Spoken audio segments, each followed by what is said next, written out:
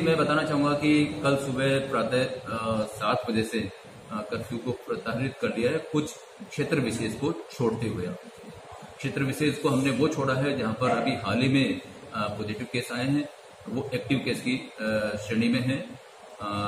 बाकी हमने 7 से कर्फ्यू को प्रत्याहारित कर दिया गया। क्या टाइमिंग रहेगी कर्फ्यू के अंदर, किस तरह की छूट रहेगी? कर्फ्यू की टाइमिंग ये रहेगी कि दिनांक 17/5 से प्रातः 7 बजे से 6 बजे तक लोग बाग अपने जरूरतमंद की सामान खरीदने के लिए मार्केट में आ सकते हैं।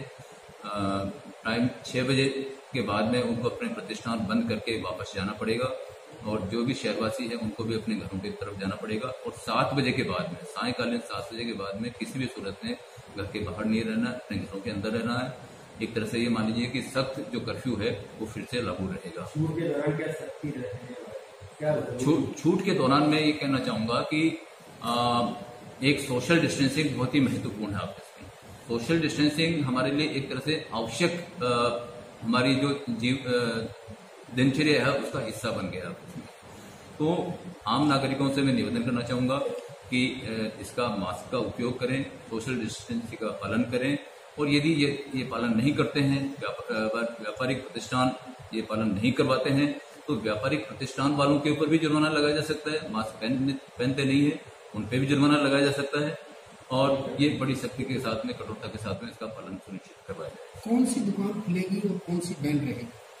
देखिए, दुकानें एक तरह से हम ये कह सकते हैं कि नाई की दुकान है, पान की दुकान है, गुटखे की दुकान है, तंबाकू की दुकानें हैं, सैलून है, स्पा है, ये सारे बंद रहेंगे। बाकी एक तरह से हम कह सकते हैं कि सभी तरह की दुकानें खुलेगी। क्या उनके लिए जो दुकानें खुलेंगी उनके लिए यहाँ जिला प्रशासन का अनुमति होना जरूरी? 5400 के करीब हम सैंपल ले चुके हैं, जिसमें से 144 पॉजिटिव हैं और 342 की रिपोर्ट अभी पेंडिंग है। मैं यहाँ बताना चाहूंगा कि 116 व्यक्ति पूर्ण रूप से स्वस्थ होकर के घर जा चुके हैं और 22 व्यक्ति अभी भी ऐसे हैं जो जिनकी 1/3 सैंपलिंग होनी बाकी है, लेकिन वो पॉजिटिव से नेगेटिव हो चुके हैं, और 5 व्यक्ति ऐसे हैं जो एक्टिव हैं। यहाँ पे हम ये कह सकते हैं कि 144 में से 138 व्यक्ति पॉजिटिव से नेगेटिव हो चुके हैं। यहाँ मैं एक आपको जानकारी में बताना चाहूंगा कि 8 अप्रैल से ये यदि 28 अप्रैल तक की बात करते हैं तो हमने 3606 सैंपल लिए थे, जिनमें 136 केसेस हमारे पॉजिटिव आए थे, और इनकी हम यदि एनालिसिस करें तो प्रत्येक 26 सैंपल पे एक पॉजिटिव आया था।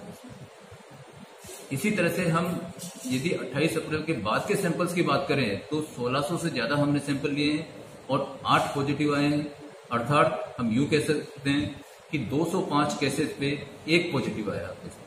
तो हम थोड़ा सा ये कह सकते हैं कि हम इसमें थोड़ा सा अच्छा करने का प्रयास किया है, एक बदलाव आया है और एक सभी शहरवासियों का इसमें सहयोग रहा है। देखिए, बिल्कुल सही कह रहे हैं कि प्रवासी जितने भी आ रहे हैं, एक हम रिकॉर्ड का अवलोकन करते हैं, एनालिसिस करते हैं, तो ये लगता है कि वो गांवों के रहने वाले हैं अधिकांश आपस में। और हमने, राज्य सरकार ने इसमें काफी कठोर व्यवस्था की है और कठोर हमें निर्देश दिए हैं कि प्रवासी जितने भी आ रहे हैं उनके ट्रेन से और बसों के माध्यम से लाया जा रहा है उनको, और उनके गांव तक या उनके डेस्टिनेशन तक उनको पहुंचाया जा रहा है आपस में। हमने जिले में 15 चेक पोस्ट स्थापित की है। हर चेक पोस्ट पे पुलिसकर्मी भी है, प्रशासन के आदमी भी है और मेडिकल के कर्मी भी है। जो ही वहां पर प्रवासी श्रमिक पहुंचते हैं या हमारे जो गांव के निवासी वो पहुंचते हैं, उनका मेडिकल स्क्रीन किया जाता है। मेडिकल स्क्रीन करने के बाद में फॉर्म नंबर 4 की पूर्ति भरी जाती है। उसमें पूरी डिटेल उसकी आती है कि कहाँ से आ रहे हैं, कैसे आ रहे हैं, उनका मेडिकल स्क्रीन वहाँ पे हुआ है कि नहीं हुआ, सैंपलिंग वहाँ पे हुई है नहीं हुई, और उसके आने के बाद में उसको वहाँ तक घर तक पहुँचाया जाता है।